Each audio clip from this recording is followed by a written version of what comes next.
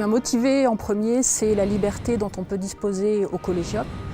Liberté fondamentale pour quelqu'un qui fait de la recherche, puisqu'il peut disposer de son temps un petit peu comme il l'entend et comme sa recherche l'exige finalement. La deuxième raison, c'est que je souhaitais retrouver une ambiance très particulière, c'est l'ambiance que je qualifierais de collège à l'anglaise.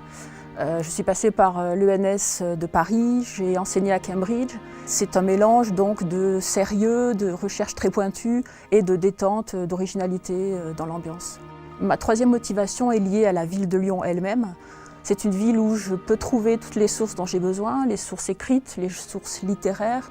Je peux travailler en collaboration avec la Maison de l'Orient méditerranéen.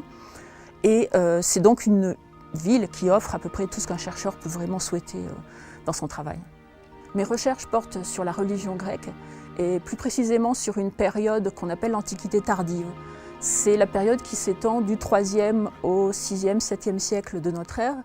Et c'est un moment très particulier, je dirais, dans l'histoire de l'Antiquité grecque, parce que c'est à cette époque que le christianisme, la nouvelle religion monothéiste, l'emporte sur le polythéisme, sur les anciens cultes. Et j'essaie de montrer comment on est passé d'une religion à une autre, combien de temps ça a pris. Au quotidien, que signifiait-il pour un païen de se rendre à l'église pour la première fois, d'envisager la conversion? C'est un petit peu ce genre de questions que je me pose. L'originalité de mon travail, c'est qu'il porte en gros sur 3 systèmes religieux, le christianisme, le polythéisme dont j'ai parlé, et également le judaïsme. J'essaie de montrer comment dans l'Antiquité tardive, ces 3 systèmes, 2 étant monothéistes, le 3e étant polythéiste, ont pu coexister, et puis comment le christianisme a triomphé.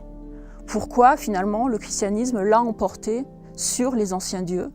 Comment le judaïsme a survécu lui aussi au triomphe du christianisme?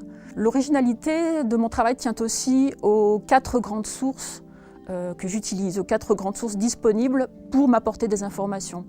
En premier lieu, il s'agit des sources littéraires, donc des textes grecs et latins émanant des pères de l'Église. Et puis, autre source littéraire, les textes de loi. Ce sont des constitutions rédigées en latin, donc des décrets, qui, tout au long du IVe et du Ve siècle, réglementent les cultes païens, finissent par les interdire.